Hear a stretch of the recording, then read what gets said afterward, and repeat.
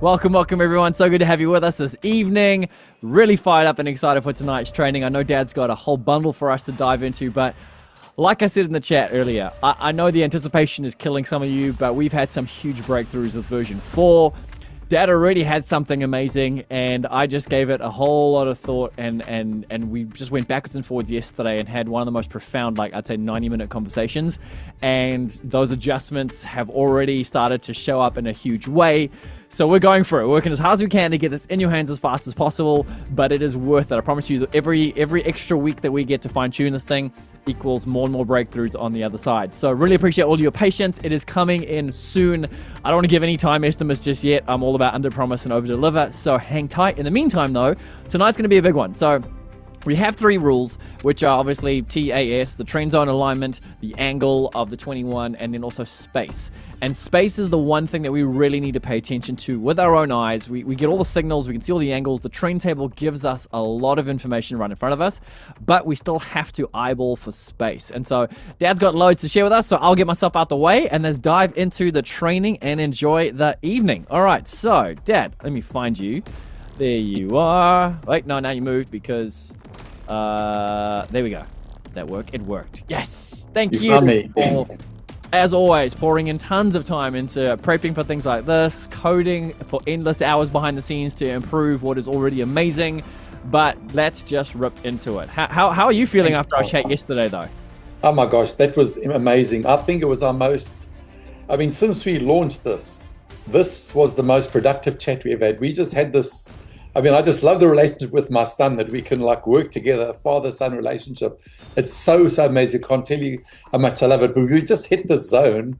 We were bouncing ideas off each other and just coming up with incredible solutions. So, it went up a whole gear. So we had the ideas and I had to work out the coding, which I'm working on, all the ideas. I made a long list of changes, and then I just get to work and work out the coding, and it's all working out very, very well. So look, version 4 is going to be the biggest change. I've said it before too, we've made a lot of changes since we started, but it's that curve, that goes up. There's huge change, eventually levels off. There's not going to be a big update after this. That's why we're putting so much time into it, but it is going to be a game changer. The same rules, same strategy, but way, way easier to apply the rules, way easier to take one look at the charts, make a decision. And of course, we can let a bit out the bag. Our buy signal is now, it's filtered out so much more of the false signals. There's 2 other strategies we've tried. I won't name them here, but their buy signals were probably about 6 lines, 6, 7 lines to produce the signals of other strategies. Our buy signal has 150 lines of code. And that's because other strategies, other signals don't filter out false signals. The biggest challenge with any kind of coding is to filter out false signals. So we've taken it to a whole nother level. We've filtered out a whole wave, and that was tired of brainwave. And I want to honor him. He said, why don't we try this? And we did it. And wow, I just called him back later. I said, well, you won't believe how that filtered out. And so, this morning, if you took every 3-minute signal, counter trend, and I think buy or sell signal on the Dow and the Nas, each one was a winner. I think the Dow, there was 200 pips on every signal between 5 and 8 o'clock. So it's something to look forward to. We want to produce winners in our community. And so it's going to be so exciting launching that. And so I'm going to turn on my screen tie and share, because normally I've got to move a few things out the way. And that should be the correct screen. Okay, share. And then I'm going to move all your wonderful faces onto my monitor. So good to see your faces. It really is. They're awesome. So there we go. Okay. My eyes are looking up to the heavens, because that's where you guys are all now. So here we go. So we're talking about space tonight. I think we all know our basic rules, and I'm going to take a slightly different angle, because the key to solving space is kind of the principle I want to talk about tonight. And I just love this. I love trading. I love coding. I also love teaching. I think it's part of my gifting. And so I'm in my element, and I'm going to get a bit nerdy too tonight. I just can't help it, because, man, I just love charts and price action and why price does what it does. So anyway, we're going to jump in. So I think we all know by now, if you've been a part of our community, we have 3 entry rules, and the acronym is TAS, T-A-S, for trend zone, alignment, and space. Now, by far the hardest is space. I think Tom mentioned our table will give most of the information about trend zones, the alignment, the angle of the 21. But the hardest thing is space, because we get signals and everything lines up, and then we have to make a decision. Is it safe to take this trade? Is this trade going to run, or is it going to reverse and go the other way? And so we kind of have got a sub rule to space that there should be clear space to at least TP1. So TP1, we should kind of know by now, is a win ratio of 1.5 to 1. And so we're trying to work out, is there any level of support or resistance in the way? Because when we talk about space, we basically are saying, is there a clear run to the target we're aiming for, or is there something that's going to stop price getting in the way? And so I'm going to talk a lot about support and resistance levels. Now, I've counted 11 that we look at. I'm going to rattle them out. Then we're going to go through one by one, and I'm going to show you how relevant they are to the rule of space. So, I mean, there's the support and resistance zones. Those are the red and the green. There's big round numbers. There's EMAs. If you are, in a counter trend position, there's the POC. Number 5, there's trend lines. They're pivots. They're the higher time frame levels that we prepare on, like the 4-hour and the daily chart. Also higher time frame fibs. There's also session levels of Sydney, Asia, London, and New York. There's also a little white lines, pullback support and resistance. And also fib numbers, ending in 618 and 312. I haven't talked about that for a long time. We'll put some of those on. So, I mean, there's 11 things I've mentioned, and each one of those 11 things can potentially stop price from reaching TP1, TP2, or TP3. And so, I mean, the main principle, although we're talking about space tonight, what determines whether price breaks through a level, breaks through a big round number, breaks through a fib number, is really determined by how the trade starts. And there's a principle I learned from one of our mentors, and he always talked about rejecting a line. Because if price rejects a line, or pivots off a line, or bounces off a line, then that has a huge determining factor of how far that trade is going to run. So if you imagine this picture, I used to play golf. I don't know if there are any golfers on the field. So I used to play, golfers in the field, golfers in our community, but I played a lot of golf. So if you picture a golf ball, you can whack it, hundreds of meters if you're good. And if you took the golf ball down sometimes I've taken my grandkids down to the beach and I've taught them how to swing a golf club. Quite dangerous. You've got to duck for cover a lot of the time.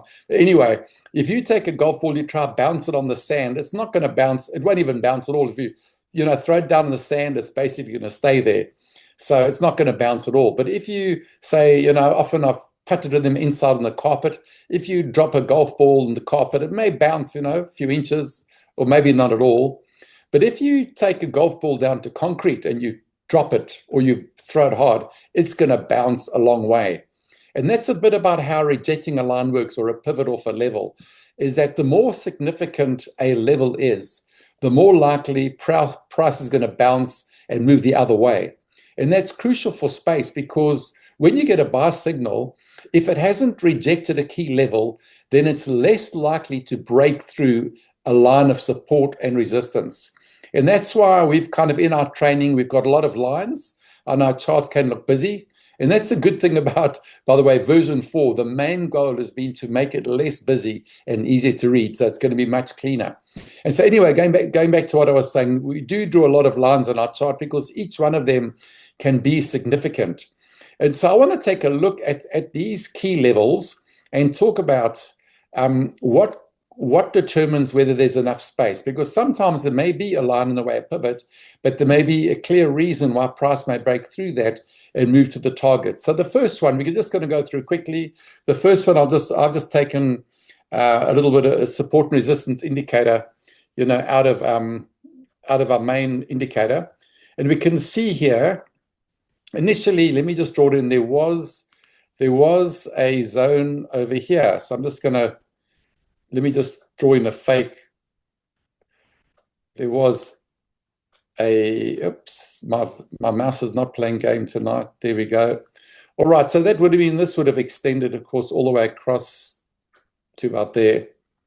All right, so initially, this resistance zone, that should be red. Let's make it as realistic as we can. So let's just make that red. So initially, a resistance zone was plotted there. And if we have a look here, I think there was a bar signal. And here was a bar signal. And we can see TP1 was way up there.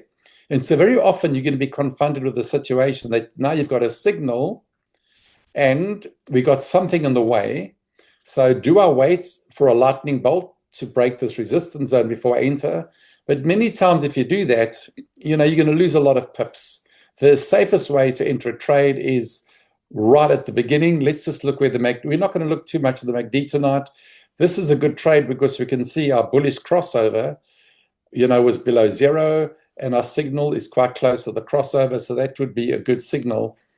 But look, we can see here, price didn't quite get to that height. There was a slight pullback, and then it rocketed through. Can you see here?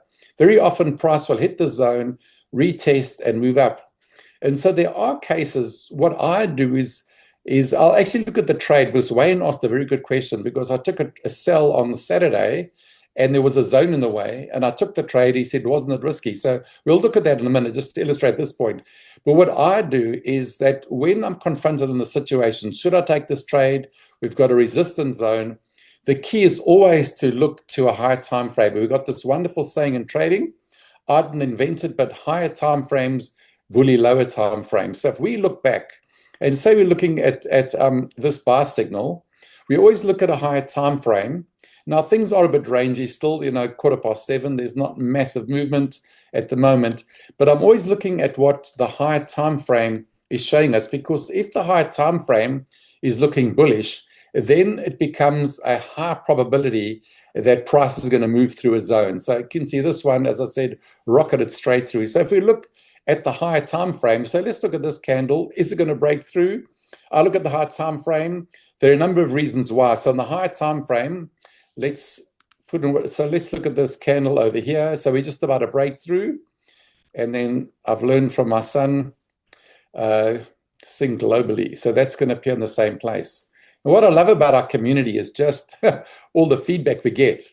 It's really, really good. Really appreciate that. It's been a real team effort. So if we look what's happening in a high time frame, we can see this to me is a high probability that price is going to break through that zone and reach. So we didn't quite reach TP2, TP3, but we did get to TP2, 2-to-1 win there. So if you look on the high time frame, we can see, I'll just blow it up. So just for illustrative purposes, we can see there are a lot of things saying it's going to break through. First of all, we got separation in the 3-minute trend zone, separation on the MACD. We've also got the histogram on the 3-minute bright green, plus we also got a full color candle. So that's what I would look at. I would looking at the high time frame, and we've of course got our 55 is also bright green. So that becomes a higher probability. And so that's a very simple answer to the question, is look at a high time frame to see what's happening, and that'll often tell you whether or not prices are going to break through. If you let me leave this here, so let's just go back. Let me just change this to the 3-minute, and I'm going to change this to the 8-minute. Sorry, this should be 3. Yep. And this is going to be the 8, and I'll show you the trade. That's already 8. Okay, that was super high time frame. So I want to go back to Saturday morning to that sell I took. Where are we? Over here. Ta-da. Here we go. I think this is that's Tuesday. Sorry, look at that shape. You can see look at that shape, and then look at the trade on Saturday morning I took. It looked identical. So I'm just quickly going back. I know there's a quick way you can plug it in the clock. Where we Saturday here, there was a pullback. It was this trade over here. So this is the trade over here. I'm just going to put the sync globally on over there, and let's go back, sync globally, and then we move on to the next point, sync globally. So we can just quickly fly back until we find that white line. Okay, here we go. Here we go. Here's the line. And so it was a risky trade, and what made it risky was, there was a support zone of this candle. So, and that's the question Wayne had. So I took the trade. Let's just make that green so it's a bit more realistic. There we go. So a sell signal came. Now, I mean, the big picture is that the sweet spot of this indicator is the 3-minute. I mean, it's just incredibly accurate. And I tell you, version 4 takes a 3-minute to a whole nother level. If I was a beginner trader, I'd say, just look, you got to be a bit more patient. Just trade the 3-minute, especially with version 4. But you can see price action was the key in taking this trade. So in one way, sell signal, you straight into a support zone that was created by that candle at 436. So that made it risky because it could have made a double bottom and gone the other way. But again, I looked to the higher time frame, and the higher time frame was telling us a few things. I mean, there was risk, as Wayne pointed out. We can see that MACD is bullish, but although at the time the MACD line was red, which shows there was some downward momentum. But the key was the histogram bright red. We had a triangle down. But the key for me was this, because you look at this pattern over here, what do we see? I mean, this never works out well for me when I use the drawing tool. I still got to practice it. But over here is the key to this trade. Can you see this reversal pattern? There was a bullish candle. So here is a bullish candle. Then there was a doji and a bearish candle. That's a classic, what we call a Fibonacci reversal pattern. I've actually made an indicator for it, but it'll just make more noise in the chart, so I haven't added it. But two things happened. We rejected a line. Now remember that that's the key principle that I want to emphasize. When you walk away tonight, I want you to remember rejecting a line adds power to a trade. And so although we had this support zone here, we can see we had this classic reversal pattern, bearish, doji, bullish. And on an 8-minute chart, the higher the time frame, the more powerful this doji pattern, this reversal pattern for Fibonacci is. And so we had this pattern, and that immediately told me it's going to move somewhere. Now, I've got to be honest, I did stuff up the trade completely because TP3 was sitting in the perfect place. TP3 was just over there. And I got greedy, and I thought it was going to reach this previous level further down. There was a fib number here. Actually, it was a fib retracement. There was a level down there. So I was going to knock it out the park. And of course, it reversed and went up. So I still got 30 pips, but I think there were about close to 70 pips in that trade. So yeah, there was almost 70 pips. I should have got 60. That was the target, but I took less. But I'm just trying to make the point is that when you're looking to break, don't just say, there's a zone, I'm going to wait until there's a breakout and a lightning bolt, then I'm going to enter. If you did it here, you probably would have made a loss because it reversed back up. Look to the higher time frame, especially look to see if you can find this reversal pattern. And also look, I mean, an 8-minute chart with histogram red, triangle down, that is going to move somewhat. And at least I knew for a fact I'd at least get into a break-even position.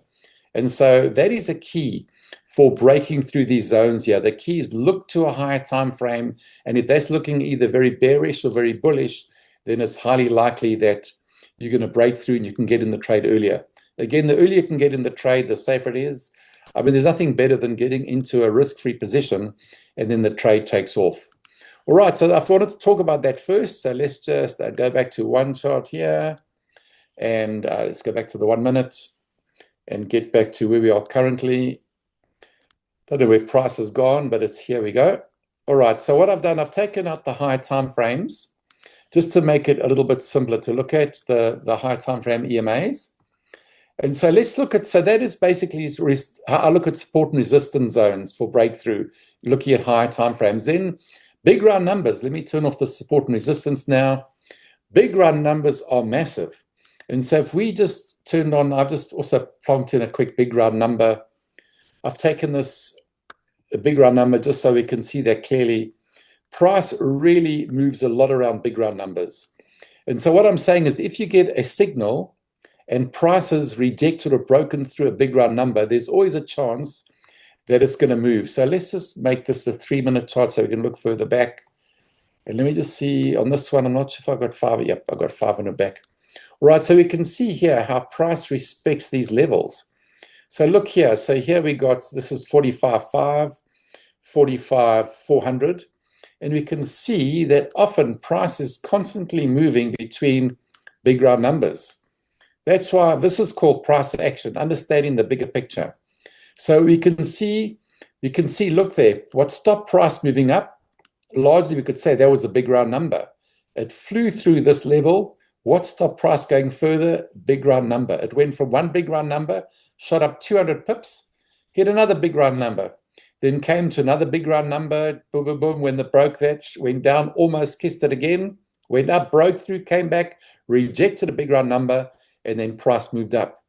And so why I'm doing this, now remember that we have got a lot of lines, but what we look for is when price rejects a line, bounces off. So think of, and this is like a golf ball bouncing off concrete. You can see that's bouncing off concrete. When big round numbers bouncing off concrete, bouncing off concrete, shooting up.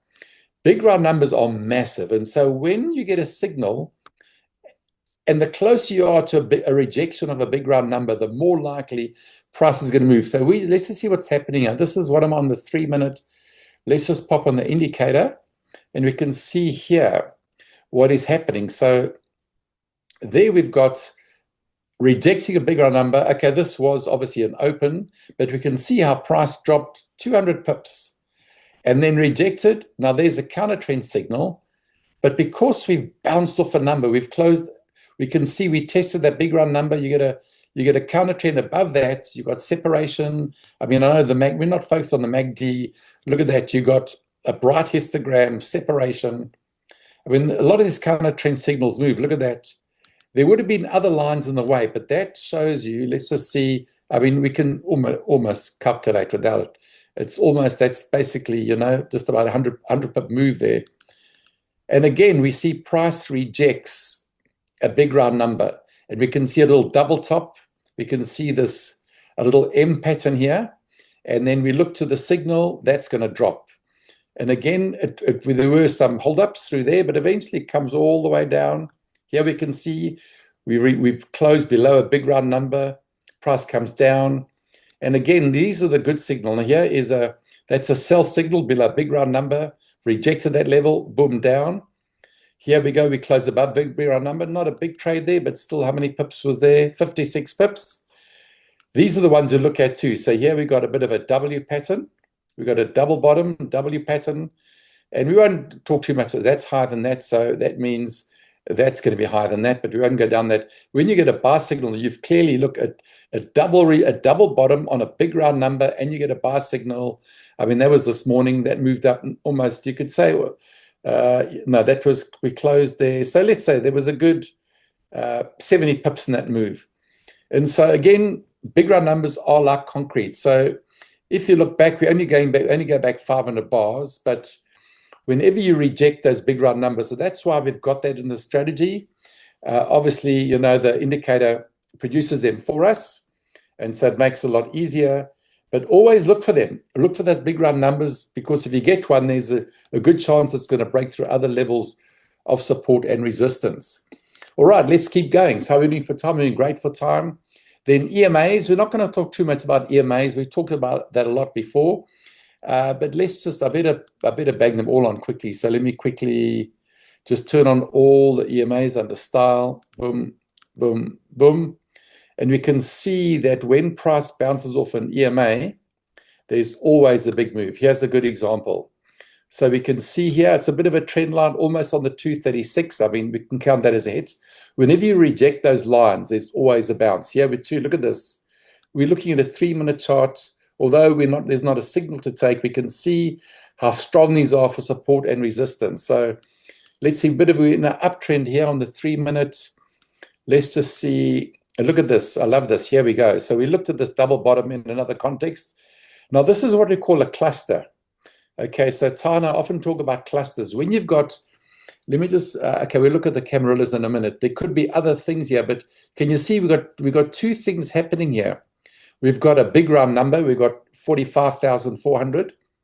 We've made a double bottom, and we've hit the 2584, which is massive for support and resistance. So once price rejects a line, so this is you've got two reasons of support here, and we've retested once, tested actually 3 times, tested it there, tested again, and we can see after that, that was the trade, 80, 70 odd pips, price moved up. And so rejecting a line is massive. When it's in range, it's not as prominent. Let's just go back and look here. So here, although there's not a good trade here, we can see here, price came up to the 987, and we can see bullish, doji, bearish, price dropped because it is a counter trend. There was a pullback, still price moved down. We can see here, look here, price came up, rejected, came down, came up, bounced off, came up, didn't quite get there, but always look. So before a trade, so the best is when you have rejected some level of, here's a great trade. Look at this. This is classic. Now this is a common pattern that I look for too. Can you see price came up to the 233? We're on the 3-minute. 1, 2, 3, 4, 5, 6 times. 6 times it tested that level. When you get a signal like that, and you got a bright red signal that's going to be even more powerful in version 4, that trade's going to go one way. We can see after that, price came all the way down 140 pips there on that trade. And you can see here again, look at this price action. This is classic. Okay, this is the open.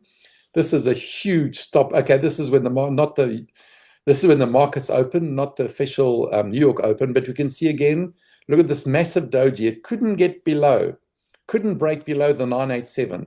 So whenever you get a signal, okay, that's a counter trend signal. There is obviously a bit of risk attached to that.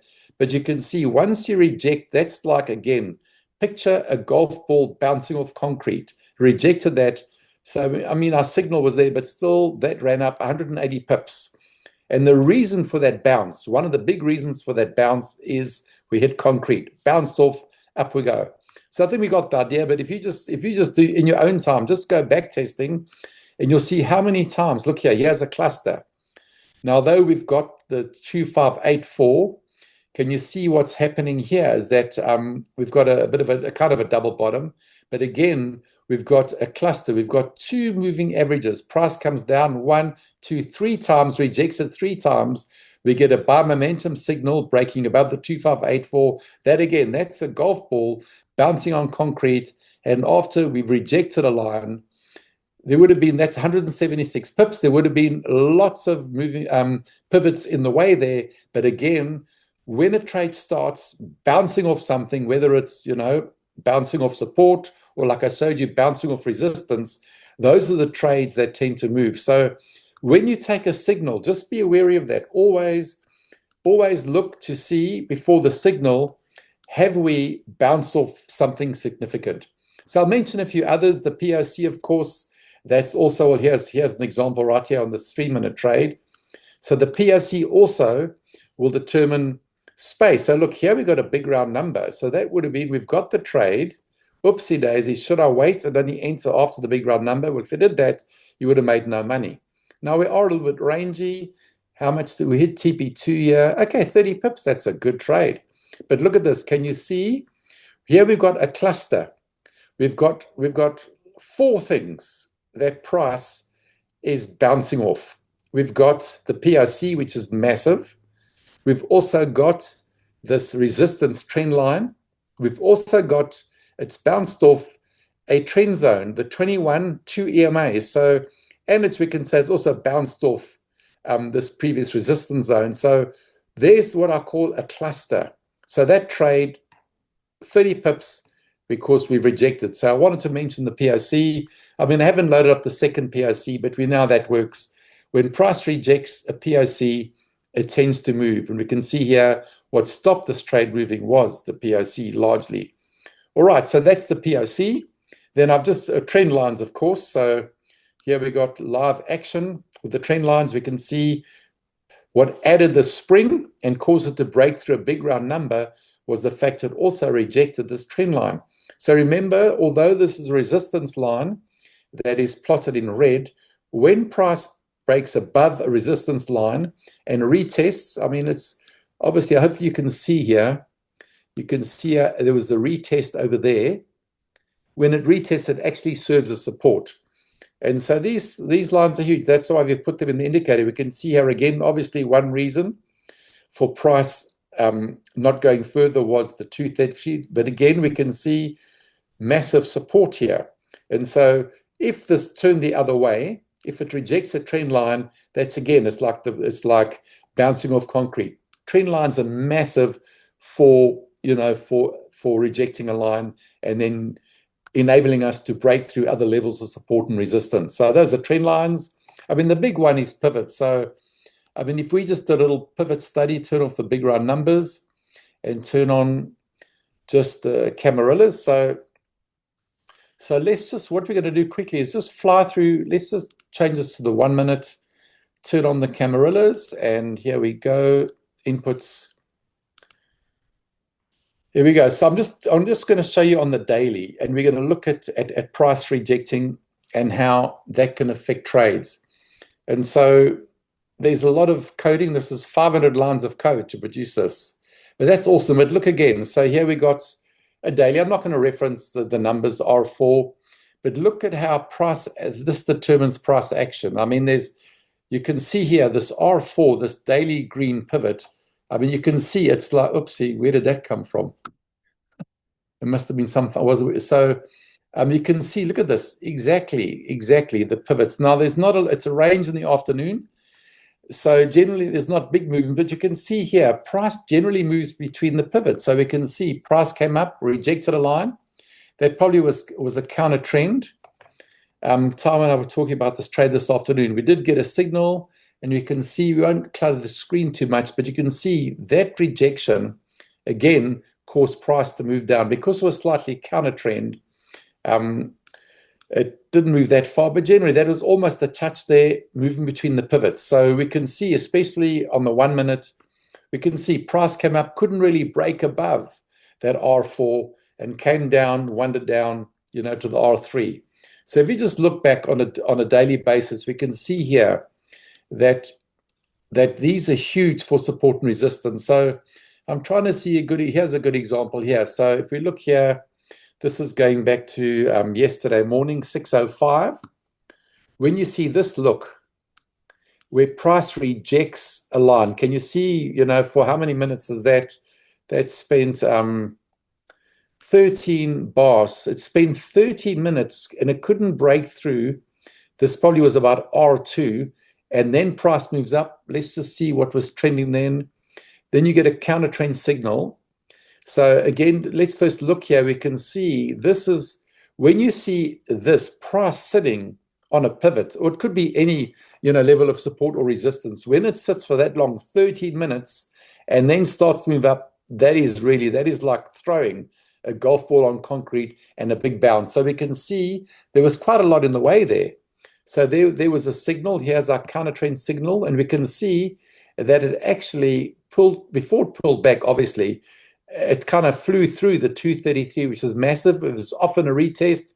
And then look at price action all the way up to the 2584 before it pulled back again. But what caused this? This was, if we just looked at this from this buy momentum up to, there was, less 90 pips there, a little bit more. It's not really, my measuring tool always lets me down. So from that rejection, okay, let's call it 100 pips. There was a 100 pip move, and we can see there were resistance lines that may have said not safe to take. It's not going to break through. But again, hopefully there was massive rejection of a level here. And remember, with these things, always look back to see.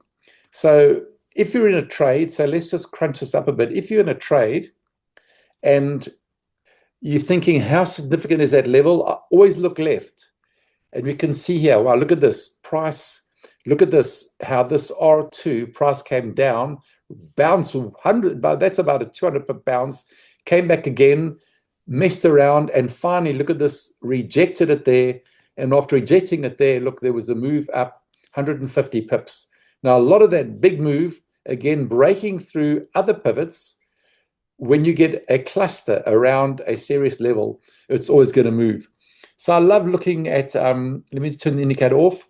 So again, price is always moving between pivots. If we just look at this, let's just turn off the daily and let's put on the weekly, and you'll just see again.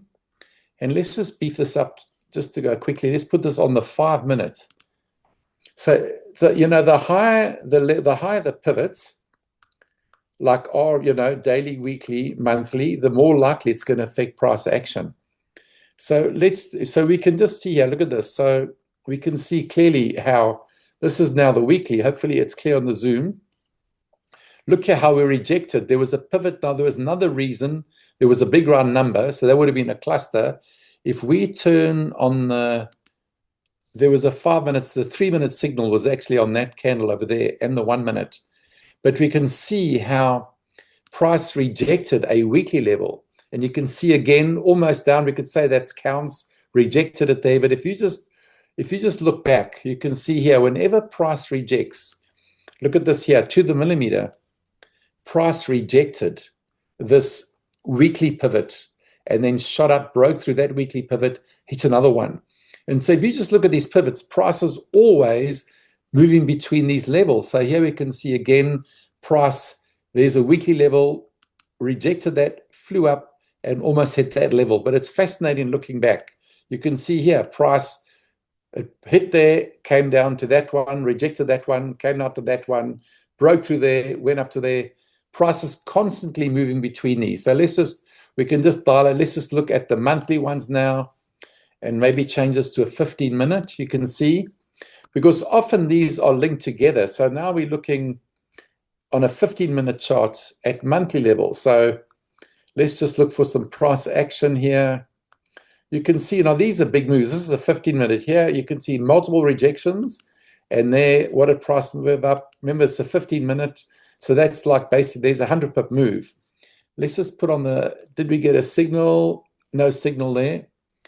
But very often the signals come when you've rejected these levels. So if you look, so we're looking at monthly pivots. They don't often come up, but when they do, there's normally a big move. Here we can see you rejected a monthly level up. And there, look at that price action around that. So if you're in a trade, this is the 15-minute though. So there may not have been a signal there. But again, you can see how price moves around these things, rejected a monthly level. So if you're on a 1 minute, I'm sure there probably would have been a signal there. And just for completeness, we'll just quickly put on the quarterly levels. And we'll just change this to maybe a 30-minute chart. And you can just see, again, let's just wait for those to load. What have I pressed wrong here? Did I press, oops, so long, so quarterly? Oh, they're probably very spaced apart. There we go. So they don't often come into view quarterly. So you'd have to probably scroll far back. We're on a 30-minute chart. So let's just see if any come. They're normally very, very spaced apart. I'm just trying to see if we can pick up any pivot. Here we go. Look at this. Here's a good example. So look at this pivot off a quarterly. And I remember we're looking at a half an hour chart. But if you were on a 1 minute chart, this would be a huge move. So here there's a clear look. Always look back. We can see how this quarterly level price, it really affected price action. It went sideways, tried to break below, got sucked up, down, tested, and then dropped. And then here we kissed it to the millimeter. And after that, I mean, that candle could have opened lower. But that trade went up 300, well, almost, what's that? Almost 400 pips. So that's why when you are trading and you see a quarterly pivot, hopefully you use them, and you reject a quarterly pivot, that leads to a bigger move. So that's why I've made the colors easier. Before, I used to color them differently, but quarterly pivots. And if you went way back, let's just make this a 1 hour chart and see if you can pick up any price rejection before we move on. Let's just see going on the 1 hour. Look at that. Look at that. That's classic price action. Look at that. To the millimeter. Rejected a quarterly pivot. I mean, there was a pullback, but after that, this is a 1 hour chart, 500 pips after that rejection. And you'll see that often, rejecting a line. Look at this here. Again, that's a quarterly pivot. Now, this is on a 1 minute chart. That really need a huge move. So remember, purple, learn those colors. The colors are easy to remember. Green, orange, red, purple. So there we go. So if I just turn them on quickly, it'll look a bit noisy for a second, but these are massive, And so if you reject a quarterly, okay, now obviously it's going to look a bit messy on the 1 hour. If you reject a quarterly, then it's a high probability it's going to break through other levels of support and resistance. So keep an eye on those pivots. And remember, we're looking at space. So once I reject those lines, if there's other things in the way, like a big round number, those higher time frame pivots are massive for support and resistance. Then just a few more things in closing. We're almost running out of time. The other thing to look at is high time frame levels. So if I just put this on a daily chart quickly, let's just reset chart view. And if I'm setting up a daily chart, you want to put in key levels. So You can see there's a key level. That could be a key level. Let me just clone it quickly. Clone. When price bounces off these key levels, so we haven't really got time to set up a whole chart, but I'm just putting 1 or 2 levels. And let's just go to a 1 minute. So this was going back, that's going back way too far. Let's do a 4-hour chart. But already we can see on the 4-hour chart, let's just bump that up. Obviously, that's the all-time high. Well, let's quickly look at the 1 minute. We just quickly translate that to a 1 minute. And we can see, oopsie, wow, that's reset chart view. And so let's see if we can pick up any of those lines. Let's make it a 3 minute just to bring it into play. We may have to go quite far. So let's have a look here. We can see now we're on a 1 minute chart. We can see here, we can see that price action. So let's just pick up this. We're looking for some good examples here. Look at this example. This is a 1 minute chart. Let's just see what was happening. Here's very good price action to look at here. So here, that's why we encourage you to draw up high level charts. So we've made a double bottom here. We've had this slow downtrend. We're on a 3 minute chart. We rejected that level once. Look at that, to the millimeter. And then after that, we can see we got a signal, and how many? That was 120 pip move. That was a great move. So a lot of what could have caused that move, again, you've looked at that to the millimeter, you rejected a high time frame key level we've put in. So that's why it's really key when you drop your charts. I was looking today, let me just reset that view. And this is our daily chart. Put in trend lines. I mean, I'm not using all my favorite colors right now, but let's just see where we're looking here. Maybe just take this from here, and we can draw this. Always like to get it to touch what I find, recent touches, like over there. This is a bit of a, let's just draw this, and we'll actually have a look at this one. So we can draw this. I will tell you the exact name, but let's see that. So look at, this is the daily chart. We can see prices compressing. This is on the Dow.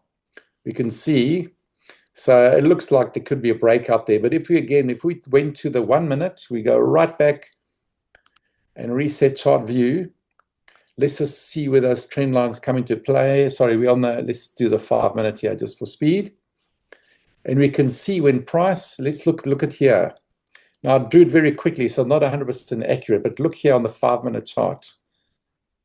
So if we turn on the Camarillas quickly, can you see here how many multiple levels of Camarillas? It's mainly daily and weekly. So from that level, that actually kissed that, if I do it accurately. We went through multiple price drops off a cliff. What caused that drop was a higher time frame, a daily trend line. So let's just see what the indicator is doing there. Look there. So there, that produced the sell signal. So when you see, I do my 1 days in yellow, so they stick out. So, I mean, that's massive. We rejected a 1 day trend line. That's huge. And that caused a drop of, how many pips is that? 350 pips. So that was massive. That trade, that was around 2 o'clock. There wasn't even the open. So again, that is like, a golf ball bouncing off concrete. We didn't quite touch it at the bottom. Let's turn this off. But can you see again, the point I'm making is when you hit very significant levels of support and resistance, that broke through probably 10 pivots without battering an eyelid because we rejected a daily level.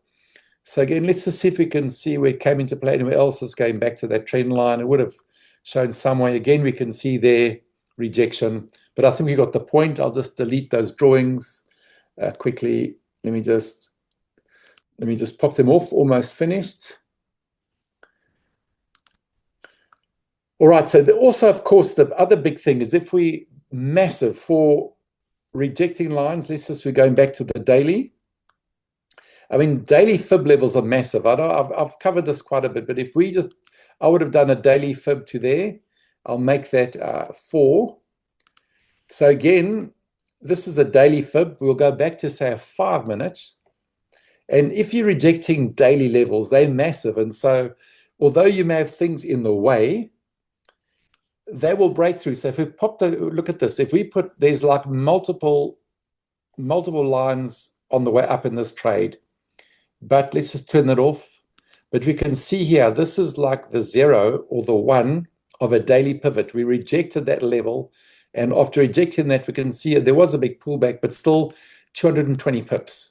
So let's just look back. We're on a 5-minute chart. Let's just see what other daily levels. They often don't even come into play.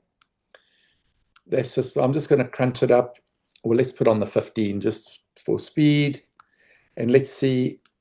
Okay, there we can see on the 15, we rejected that fib level there. But you can see that definitely, let's just see, there's a 3. Look at this. This is a 382. Look at this here. So we're on a 15-minute. This is the 382 level. Look at that rejection. Not quite a double test, but we can see clearly price rejected that level. And then we got a buy. There was a pullback. But if we entered after the pullback, we can see, look, that went up 350 pips. So you can see the point I'm making, that daily levels are massive. And so if you put the Camarillas on, you can see it went through multiple Camarillas because we rejected a daily level. And so again, we're looking at space. What causes price to move through space is rejecting key levels. So I'll just do one more. Just a couple of things in closing. We still got a few minutes left. Let's just do a quick 4-hour fib. And you can see again, the 4 hours also can be significant. So if I did a 4-hour fib, looking very quickly, we're on the 4-hour charts. I would say this would be a good point for a fib, that low. That's the recent move high. And then let's just take this back to 2. And we can see there's, of course, the golden ratio, the 618, a test there on the 4-hour. But let's go back to a 5 minutes reset chart view. And we can see, look here, now this is significant. Yeah, look at this. Here is a 4-hour. It's rejected the 4-hour, the 382. You can see again, we're on a 5-minute chart, so it's spent 20 minutes trying to break through, rejected that level, and look, shot up almost to the 236, 135 pips. And so you can see those 4-hour levels are massively significant. When you look for price to reject, I mean, here you can say we rejected the 382 there. Look at this. Price came down. That looks like an open candle. Yep. Rejected the 4-hour fib level there. We can see here the 50% almost coming into play. I think we got the idea. So obviously the 1-day high time frames, bully lower time frames. Here's a 618. Look here. Rejected the 618. And then there was a pullback, 220 pips. Yeah, look at the 382. Look at it exactly, the 4-hour fib level rejected, it dropped, came up, retest, dropped. I mean, that's a big drop. If that candle opened there, let's just see. I mean, that's still a big trade, 150 pips. Rejected the 50, moved back to the 382, 134 pips. So that's why I have these levels on my charts. Then just in closing, obviously, I'm not going to go through all the sessions. Let me just delete that. But we know the sessions. We've talked about that a lot. Look at those levels while you're trading. Haven't got on this chart right now. That also is huge. Can reject that. We got the little pullback resistance too. Let's not forget the little white lines that form. Have I got them on? We can see, look here. I mean, I've just looked quick examples here. We've rejected. Look at this little pullback line, this white line. Price rejected it and then dropped. There was, obviously a counter trend signal, but still in a bit rangy, but still that dropped 30 pips. So those white lines can be very big for support and resistance too. Yeah, look at that. Rejects it, drops, and when it breaks above. All right, so also I'll just do one more for fun. This is me just having fun, is that the fib numbers that end, this is a crazy thing, fib numbers that end in 61.8. So, I mean, I used to have these on my chart, but it is just too noisy, but it's always a fun exercise to look at. And numbers that end in 38.2. So we'll put out the chart, 38.2, that's close enough there. If you look at these numbers and you go back, it's crazy how price respects these. So these are normal over there. Let's see, that was not quite a 38, but look here exactly. You can see how often price comes to these levels and you test them and then pivots off. Now I've only got 2 here, but look there.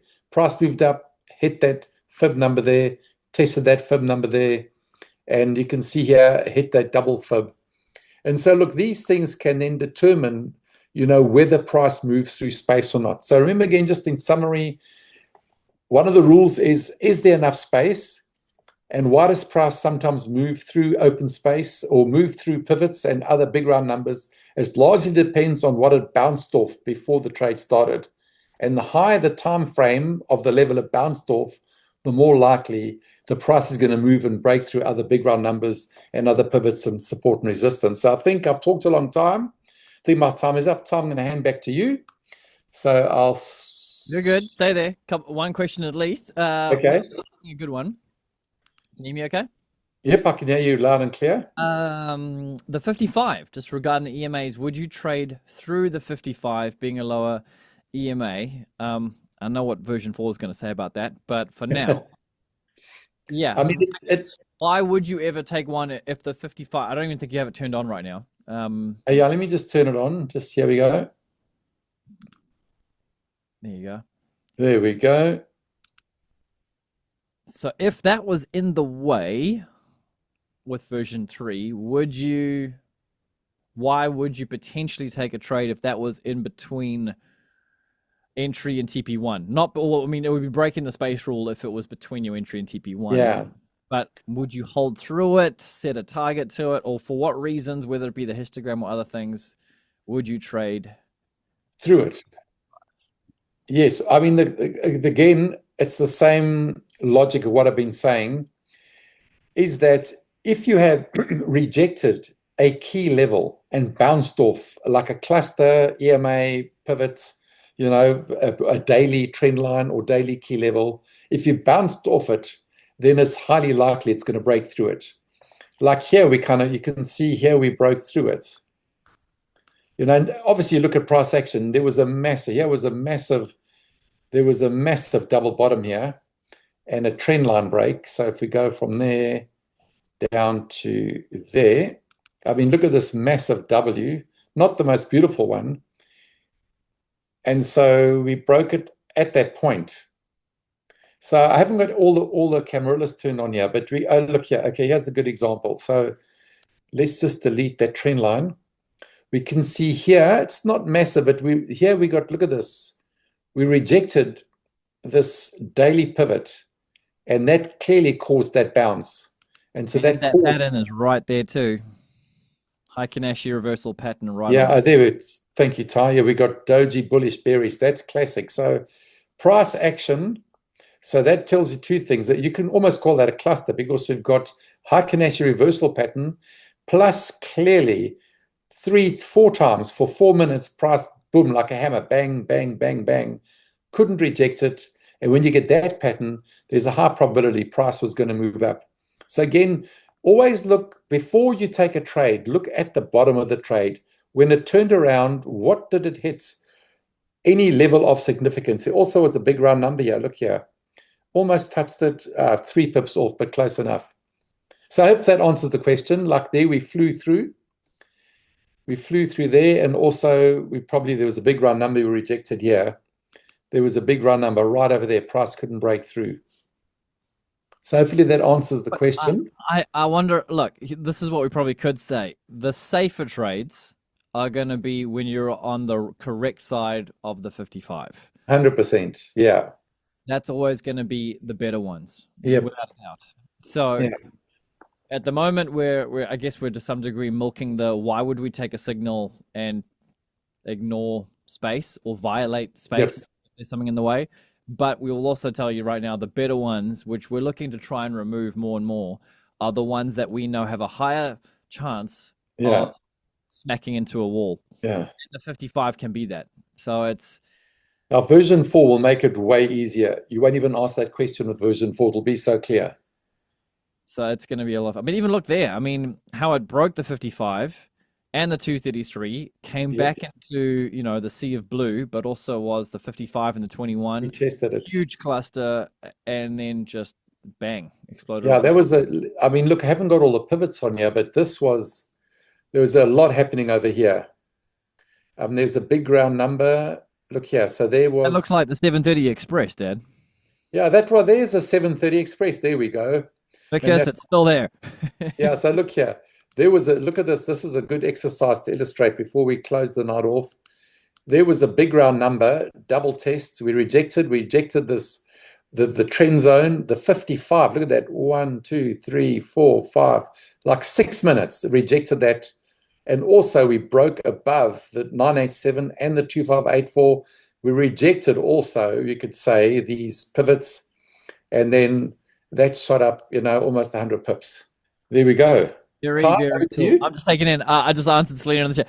Selena's begging for a preview of version 4, but I just said it's still in pieces. There's nothing to really see yet. It's Yeah. more the intricate bits that we're editing that are still in pieces. And Ty hasn't got it yet. I've just I sent don't him even have a photos. version. I had the Uh, original. I didn't even load it because I went to Aussie. I've just seen enough photos to be able to give Dad feedback on the ideas that I had, and Yeah. so I'm not even playing with it. So I don't even have it. At least the one that I know is being built. I know what Yeah. it's gonna look like, but yeah. We're still doing the And fine you guys fine know you're tuning. working super hard on V4. Do we have an ETA?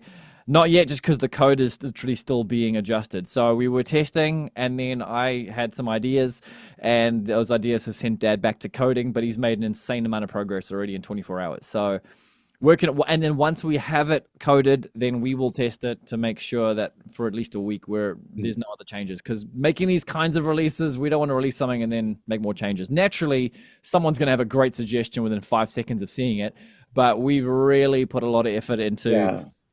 removing noise, making it just so much sweeter on the eyes to look at, and big time. Like I'm looking. Yeah.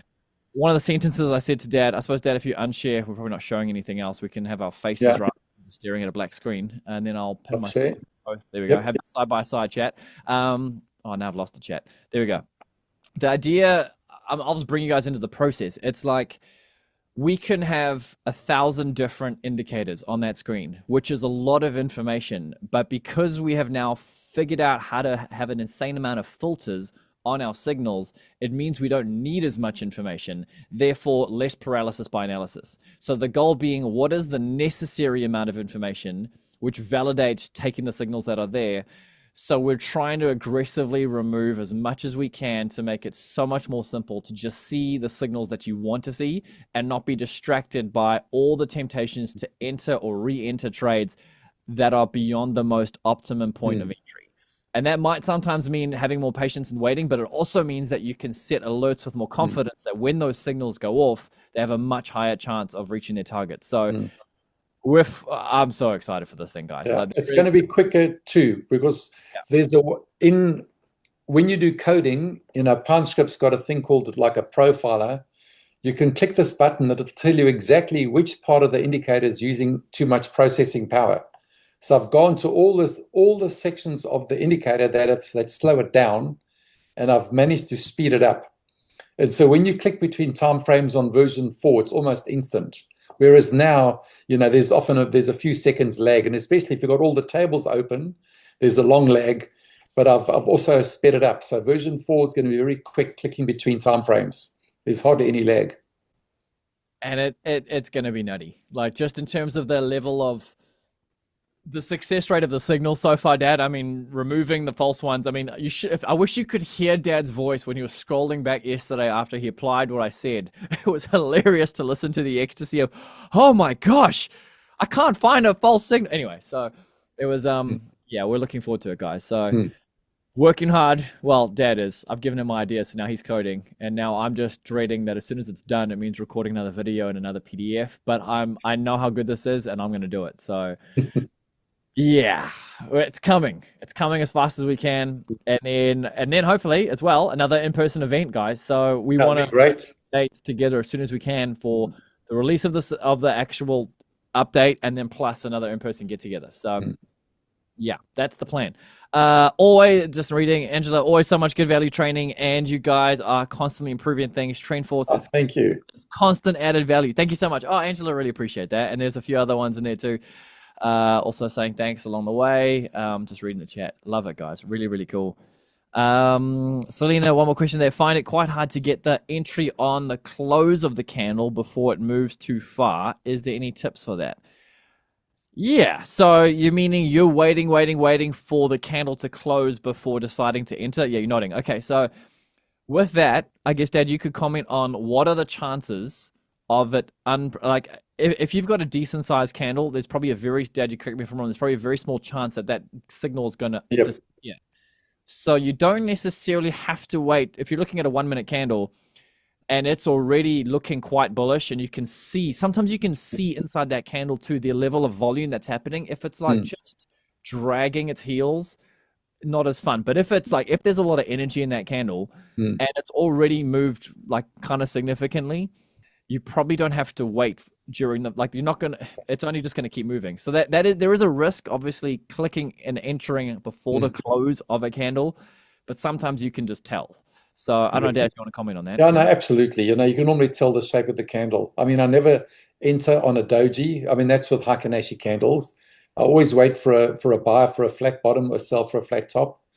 But you'll find with version 4 that'll solve that, because generally the way we've put the filters now, it's highly unlikely it's going to plot then unplot. The higher the time frame, the greater the risk of it plotting and unplotting on a candle. 1 minute is it'll only happen on 1 minute if you're trading in range. But with version 4, especially if the market is trending, the signal is safe enough to enter on almost every single time. Yeah, and obviously if you're looking at a 1 hour signal or 15-minute signal, you got a lot of time for that candle to finish printing. So like, there's a for instance, like, Tim and I were going backwards earlier, like he's just spotted a daily signal, I think, on the NAS. It's like that signal's there right now, but you've got to wait 23 and a bit hours or whatever for that signal to be a lot can happen basically inside a daily candle signal. So it's just kind of applying that logic to each candle that you're looking at, which ones you're taking. But yeah, the goal for us obviously is to get these lower time frame ones as possible and remove as much noise. Yeah. And also, especially the bright color signals now will be very, very strong on version 4. Some healthy differentiation between them. Yeah.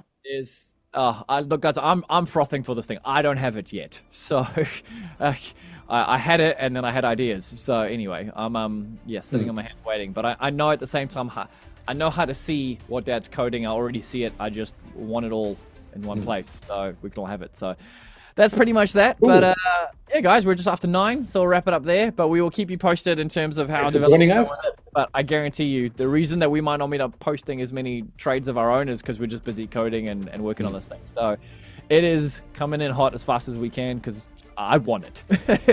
And I'm just waiting for Dad to finish it. But we're getting there. Otherwise, thanks again, Dad, for tonight. That was absolute gold. And everyone else, thanks for tuning in live or watching this later.